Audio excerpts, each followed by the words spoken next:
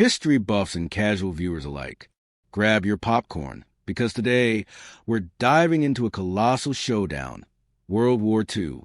You know, the one that made the Great War look like a friendly game of chess? Yeah, that one.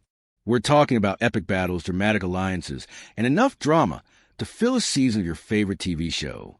Let's get into it. Let's set the stage. The year is 1939, and Europe is like a tense family dinner where no one wants to bring up the elephant in the room. You've got Germany, led by a mustache-loving dictator named Adolf Hitler, feeling pretty sprightly after invading Poland. Think of it as Germany saying, "I'll take that," and the rest of Europe just staring wide-eyed, wondering what to do next. Spoiler alert, this move is like the ultimate hold my beer moment in history. And just like that, boom, the world is on fire. Now, let's break down the players. On one side, we have the Axis powers, Germany, Italy, and Japan. Think of them as the school bullies who decided they wanted the whole playground to themselves. Germany is flexing its muscles under Hitler's regime, while Italy, led by Mussolini, is trying to keep up like that kid who just wants to be part of the cool crowd. Japan, meanwhile, is off in Asia, expanding its territory like it's on a shopping spree, claiming everything in sight. Then enter the Allies, the UK, the Soviet Union, China, and the good old US of A. They're like the Avengers, but instead of superpowers, they've got determination and a lot of really big bombs. Each country steps up for its own reasons, but they all come together with one mission: to stop the Axis from taking over the world. And trust me, they're about to go all out. Hitler kicks things off with something called Blitzkrieg, which is German for lightning war. Picture this: fast tanks, dive bombing planes, and soldiers moving faster, and you can say, why do we let them in? It's like they're trying to set a world record for the quickest invasion ever. They blitz through Poland, and then move on to other countries, leaving devastation in their wake. It's shocking, brutal, and it sends the rest of Europe scrambling for cover. Meanwhile, over in Britain, Winston Churchill is rallying the troops with speeches so inspiring they can make a rock cry. We shall fight on the beaches. We shall fight on the landing grounds. It's almost like he's saying, we're not going down without a fight, folks. And you know what? They don't. The Battle of Britain is a defining moment where the Royal Air Force stands tall against the German Luftwaffe. They're outnumbered, but their spirit? Unbreakable.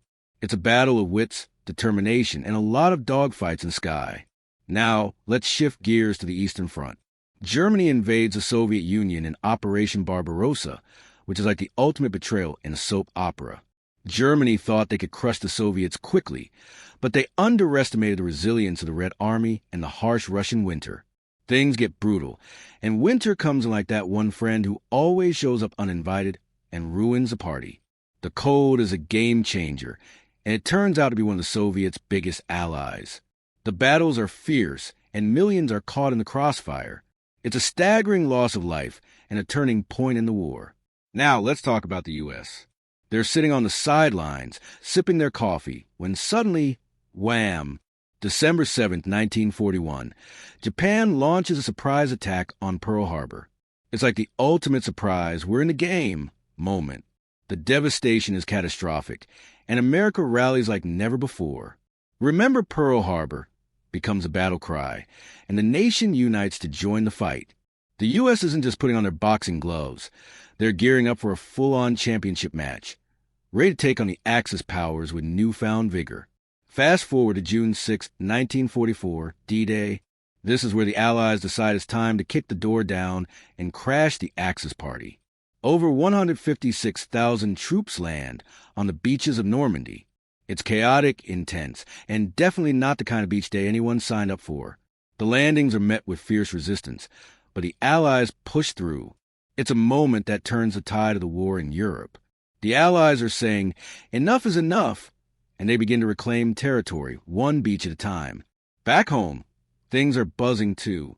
Women are stepping into roles like never before, working in factories and keeping the economy rolling. Rosie the Riveter becomes a poster child for this era, proving that women can do it all, and then some. We can do it becomes a mantra, and let's be real, it's pretty iconic. The home front is a busy place. with rationing, victory gardens, and everyone pitching in. It's a community effort, and people are coming together to support the troops. In the Pacific, the Allies are on a roll, island hopping like it's a tropical vacation, but with a lot more gunfire and a lot less unscreen. The battles of Midway and Guadalcanal are epic showdowns that redefine naval warfare. Let's start with Midway, June 1942. The U.S. Navy, armed with intelligence that cracked Japan's codes, sets a trap. Picture it. American planes soaring through the sky, diving down to surprise the Japanese fleet. It's like a high-stakes game of chess, but with aircraft carriers instead of pawns. The victory is monumental. It shifts the balance of power in the Pacific and marks the beginning of a series of successful offensives for the Allies. Next up is Guadalcanal, where the fight really gets down and dirty. This isn't just about liberating an island. It's a battle for control of supply routes and strategic positions. For 6 grueling months, U.S. Marines face fierce resistance from Japanese troops, enduring harsh jungle conditions and constant combat. The tenacity of these soldiers becomes legendary, and their struggle symbolizes the resilience of the Allied forces. It's a fierce and brutal campaign where every inch is contested and the stakes are high. And let's not forget about the kamikaze pilots. Talk about a commitment to the cause. These brave, albeit tragic, warriors dive-bomb their planes into Allied ships, believing they're serving their country with ultimate sacrifice. It's a chilling reminder of how desperate the conflict had become, and how it transformed the very nature of warfare. The Pacific theater is not just about battles. It's about survival, strategy, and the human spirit in the face of overwhelming odds. By 1945, Germany is on its last legs. The Allies are closing in from both the west and the east, and Berlin is looking like a scene out of a disaster movie. Think crumbling buildings, smoky skies, and a city in chaos. Hitler's bunker is the ultimate "I'm not coming out" situation.